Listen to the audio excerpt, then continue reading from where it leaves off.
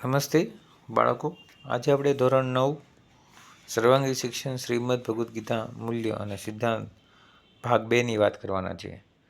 ભાગ 1ના બધા જ વિડીયો આપણે મૂકેલા છે, જે ધોરણ 6થી લઈને ધોરણ 8ના વિદ્યાર્થીઓ માટે હતા.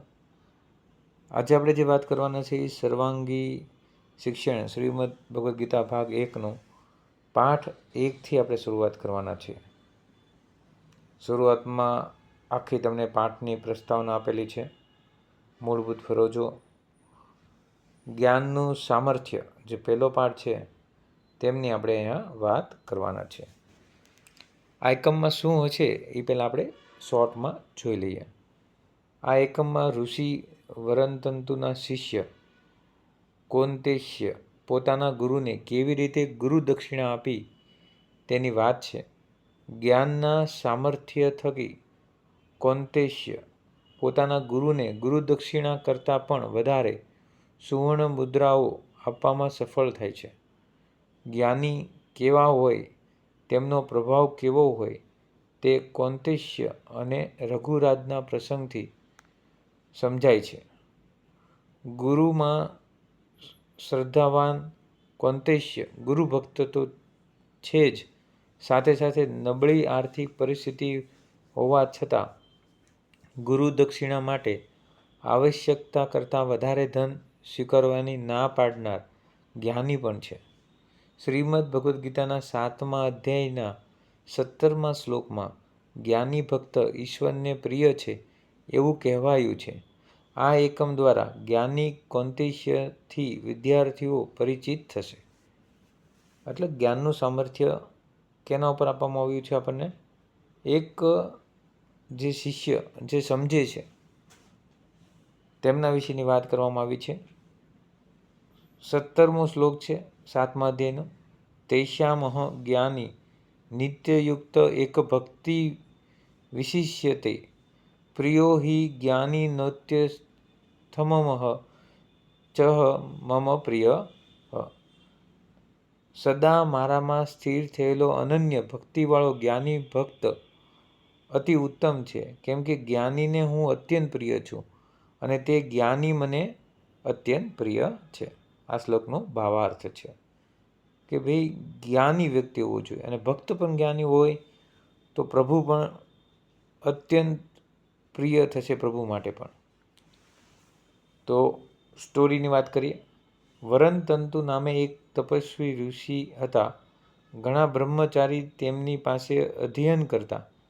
એમાંનો એક કૌંતેય પણ ખરો. ગુરુ પાસેથી વિદ્યાઓ પ્રાપ્ત કરીને તે જ્ઞાની બન્યો. અભ્યાસ અવધિ પૂર્ણ થતાં ગુરુ દક્ષિણાનો સમય આવ્યો. કૌંતેયની ગુરુ ભક્તિથી ગુરુ પ્રસન્ન હતા. તેના ઘરની નબળી આર્થિક પરિસ્થિતિને પણ જાણતા હોવાથી ગુરુએ સ્નેહપૂર્વક કહ્યું, તારી અનન્ય ગુરુ ભક્તિ જ તારી ગુરુ દક્ષિણા છે. વત્સ, મને અન્ય કોઈ ગુરુ દક્ષિણાની અપેક્ષા નથી. ગુરુ પણ સમજે છે. પણ કૌંતેય ગુરુ દક્ષિણા માટે વારંવાર હઠ કરી. ત્યારે ગુસ્સે થયેલા ગુરુએ કહ્યું, મેં તને જે 14 વિદ્યા શીખવી છે તેને બદલે 14 કરોડ સુવર્ણ મુદ્રા લાવી આપ. ગુસ્સામાં કીધું એવું. કૌંતેય ગુરુ દક્ષિણા માટેનું ધન લેવા અયોધ્યાના રાજા રઘુ પાસે પહોંચ્યો. ત્યારે તો રઘુ રાજાએ વિશ્વજીત યજ્ઞમાં નિયત મુજબ પોતાનું સમસ્ત સંપત્તિનું દાન કરી દીધું હતું. કૌંતેયની આભાથી પ્રભાવિત થયેલા રાજાએ તેનું સ્વાગત કર્યું અને સભામાં આવકાર આપ્યો. જ્ઞાની શિષ્ય, વનથી એટલે દૂર અહીં આવવાનું શું પ્રયોજન છે? મહારાજ, હું આપની પાસે ગુરુ દક્ષિણાની યાચના કરવા આવ્યો હતો, પરંતુ મને લાગે છે કે હું મોડો પડ્યો છું. તમારું કલ્યાણ થાવ, હું જાઉં છું. આમ બોલી કૌંતેય ઊભો થયો અને ત્યાંથી જવા લાગ્યો. ત્યારે રઘુરાજે તેને પૂછ્યું, હે પંડિત કૌંતેય, આપ જણાવો તો ખરા કે ગુરુ દક્ષિણામાં શું આપવા માંગો છો?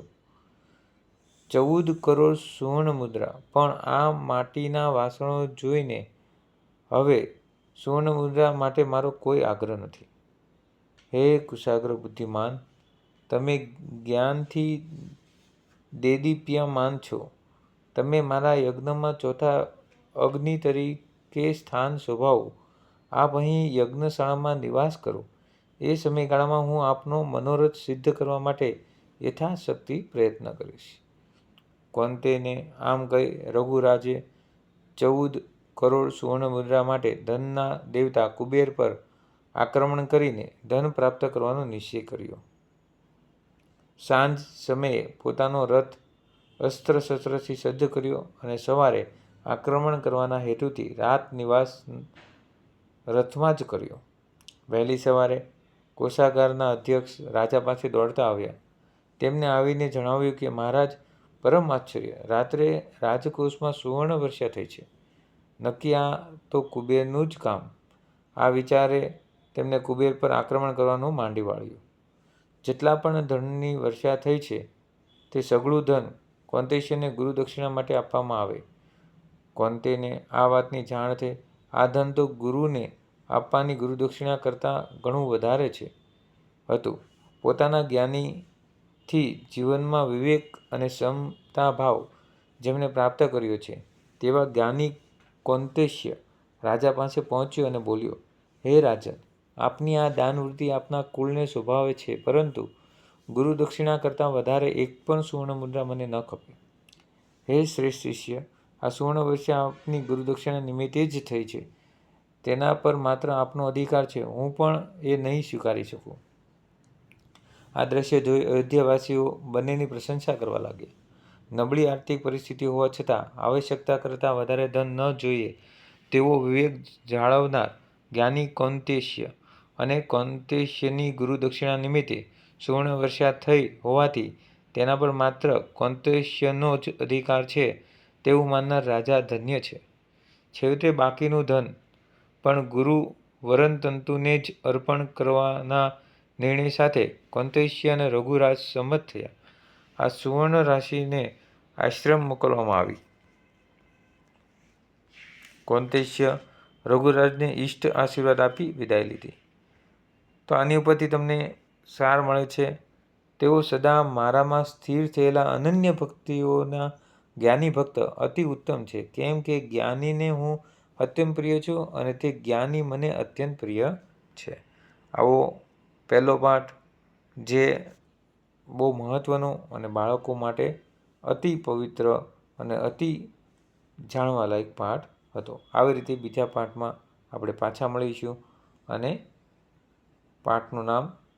બીજા પાઠનું નામ છે તેને આપણે પહેલાં જોઈ લઈએ કે જેથી આપણે બીજા પાઠમાં આવીશું. જડ અને દઢ આ વાત પછીના લેક્ચરમાં કરીશું આપણે.